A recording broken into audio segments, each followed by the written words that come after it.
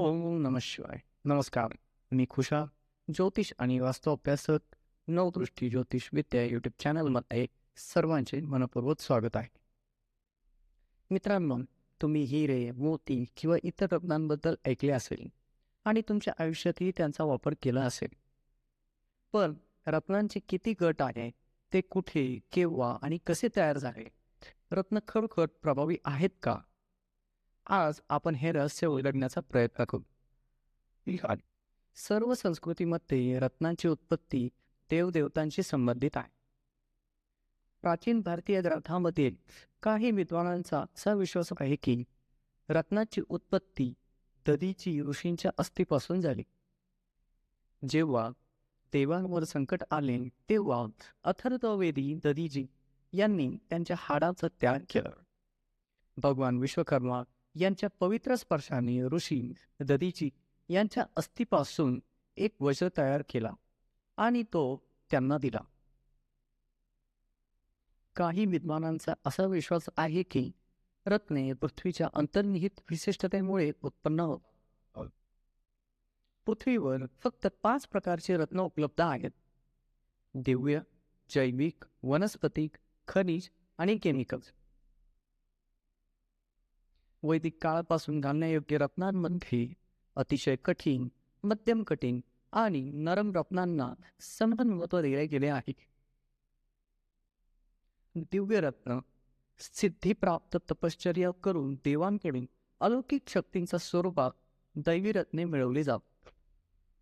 महाभारत आणि इतर पौराणिक ग्रंथांमध्ये या दैवी रत्नांचे वर्णन केलेले आहे, ज्यात सम्यक्तक, मणी आणि कौस्तुभ मणी सारख्या अनेक दिव्य रत्नांचा उल्लेख केला आहे.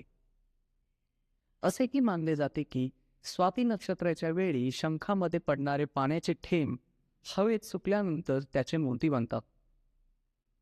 या रत्नाला चिंतामणी मोती असे म्हणतात.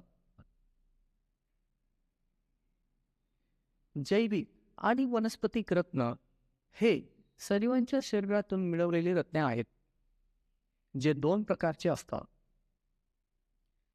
समुद्री वनस्पतिक आणि जीवजंतूपासून मिळणारे मोती, मुंगा, शंख, शिंपले, मत्स्यमुक्ता इत्यादी. जमिनीवरील सजीव जीवजंतूच्या शरीरापासून मिळणारे नागमणी, गजमुक्ता आणि सुकरदंत, वाघनखे इत्यादी रत्नांचा प्राणीरत्नांमध्ये समावेश आहे. झाडांवर स्वतः वाढणारे कोंब देखील मुख्य मणी म्हणजेच मुख्य रत्न असतात. ते स्वतः झाडावर उगवतात. विशेष वनस्पतीपासून उत्पन्न झालेले तृणमणी, अंबर, वंशलोचन, वंशमणी, वंशमुक्ता इत्यादी या श्रेणी येतात. कुठल्याही एकाच झाडाची साल, पान, फूल, मूळ आणि फळे या 5 घटकांना पंचांग देखील म्हणतात. शिवाय एखाद्या झाडाच्या खोडावर सर्व फांद्या आणि पानांपासून दूर दुसऱ्या झाडाची एक लहान ढाळ आपोआप उगवते. याला ज्योतिषशास्त्राच्या भाषेत वंदा असे म्हणतात. हे देखील रत्न मानले जाते. या रत्नांचे नाव देखील ज्या झाडावर ते वाढते त्या झाडाचे असते. जसे की पिंपळाच्या झाडावर उगवणाऱ्या पिंपळाचे वंद म्हणतात. अथर्ववेद ग्रंथानुसार हे देखील रत्ने मानले जातात. खनिज रत्ने आकर्षक, तेजस्वी, रंगीबेरंगी, मनमोहक, मौल्यवान आणि किमती रत्ने भूगर्भातून उत्पन्न केले जातात. जसे की माणिक, पुष्कराज, पन्ना, हिरा, गोमेद आणि लहसुनिया, ज्याला सूत्रवणी देखील म्हणतात. कुरुनंदम हा संस्कृतमधील कुर्विंदम शब्दापासून बनला आहे. या गटाचा राजा माणिक आहे, म्हणून माणिकला संस्कृतमध्ये कुर्विन असेही म्हणतात. मित्रांनो, या गटात माणिक, नीलव आणि पुष्कराजच्या सर्व जाती येतात.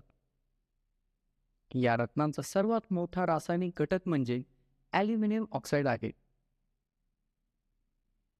या दृष्टिकोनात हे सर्व रत्न एकाच बंधुत्वाचे आहेत. हिरा हा मूळतः जळणारा कोळसा आहे. उदाहरणार्थ 1816 मध्ये सर हॅम्फ्री डेव्हिडने एका काचेच्या पात्रात हिरा ठेवला आणि सूर्यप्रकाश परावर्तित करून तो जाळून हे सिद्ध केले की हिरा एक विशुद्ध कार्बन आहे. इतर रत्नांच्या तुलनेत हिऱ्याच्या कठोरतेची पातळी सर्वाधिक म्हणजेच 10 अंक आहे. क्वार्टज किंवा क्रिस्टल वर्गात किमान 7 ते 8 अंक कठोरता असलेल्या रत्नांचा समावेश होतो. यामध्ये सोनेला, जेड ओपर, कटेला आणि ऑनेक्स इत्यादी रत्नांचा समावेश आहे. या रत्नांमध्ये ॲल्युमिनियम, सिलिकॉन, कॅल्शियम, लोह, मॅग्नेशियम, ऑक्सिजन आणि कॉपर यांचे मिश्रण आढळते.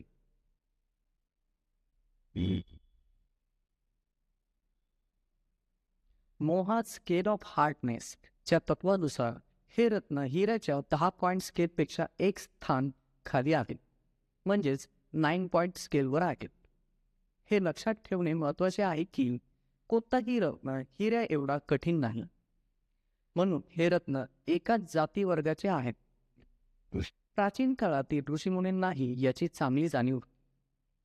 गरुड पुराणात स्पष्टपणे म्हटले आहे की माणिक आणि नीलम यांचे गुणधर्म आणि चाचणी पद्धती हे रत्न धारण केल्यावर त्यांचे तात्काळ आणि दीर्घकालीन परिणाम जवळजवळ सारखेच असतात.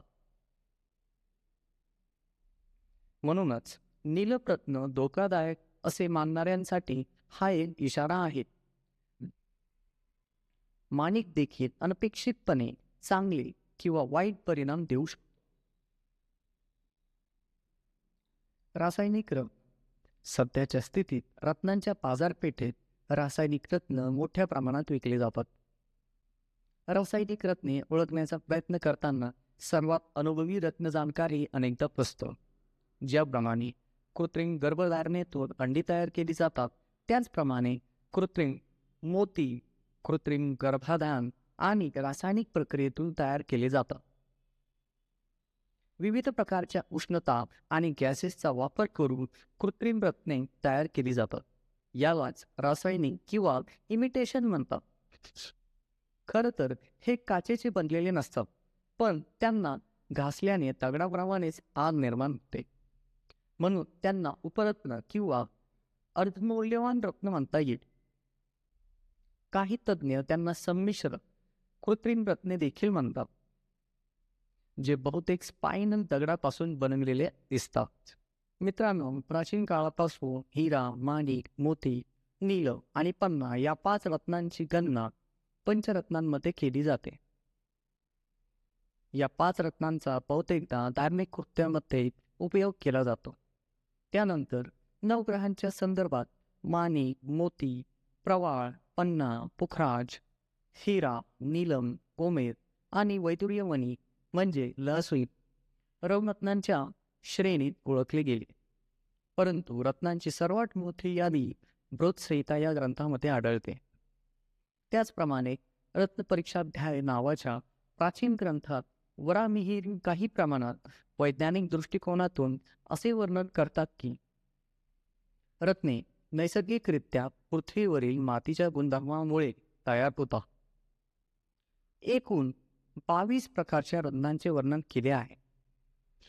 1 वज्र, 2 पद्मराज, 3 विमलक, 4 मरकत, 5 वैदुर्य, 6 स्फटिक, 7 सौगंधिक, 8 इंद्रनील, 9 मृदिंग, 10 राजमणी, 11 गोमेद, 12 पुष्कराग, 13 मुक्ता, 14 सम्य, 15 शंख, 16 कर्कटक, 17 पुलक, 18 शशिकांत, 19 महानील, 20 ज्योतिरस, 21 ब्रह्ममणी, 22 प्रवाळ.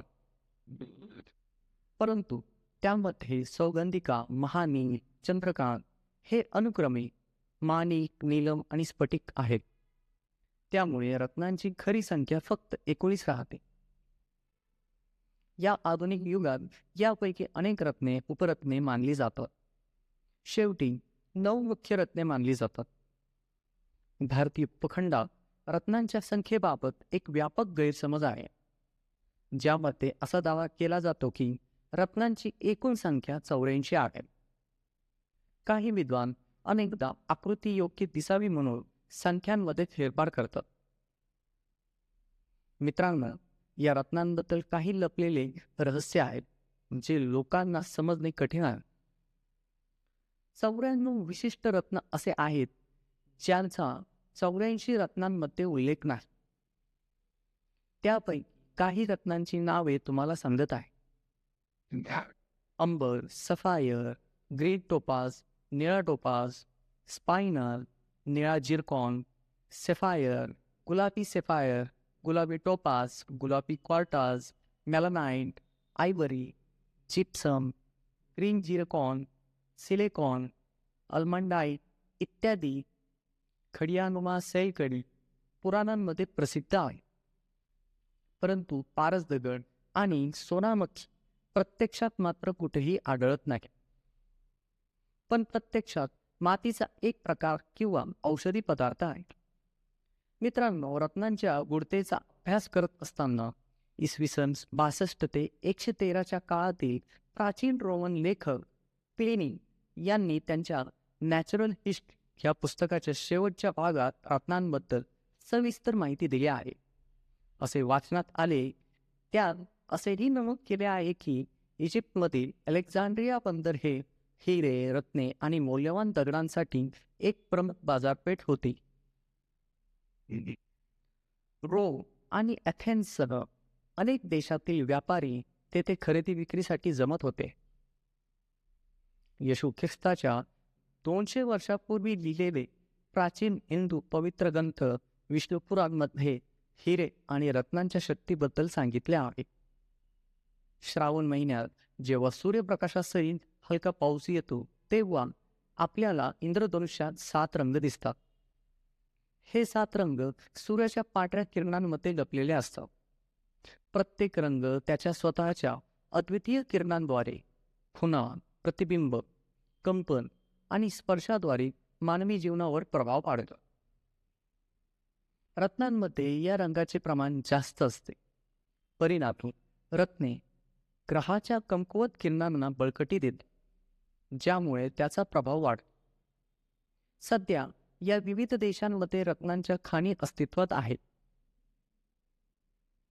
हिरा जेर आफ्रिका, दक्षिण Africa, Australia, Russia, Bharat. Ruby अफगाणिस्तानात, बर्मा, थायलंडमध्ये. पन्ना पाकिस्तानात, दक्षिण आफ्रिका, कोलंबिया आणि ब्राझीलमध्ये. मोती ऑस्ट्रेलिया, जपान, चीनमध्ये. नीलम थायलंड, ऑस्ट्रेलिया, श्रीलंका, काश्मीर, भारतमध्ये आढळतात.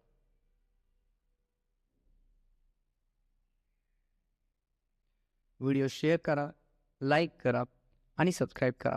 नवीन व्हिडिओच्या सूचना मिळवण्यासाठी बेल आयकॉनवरती क्लिक करा.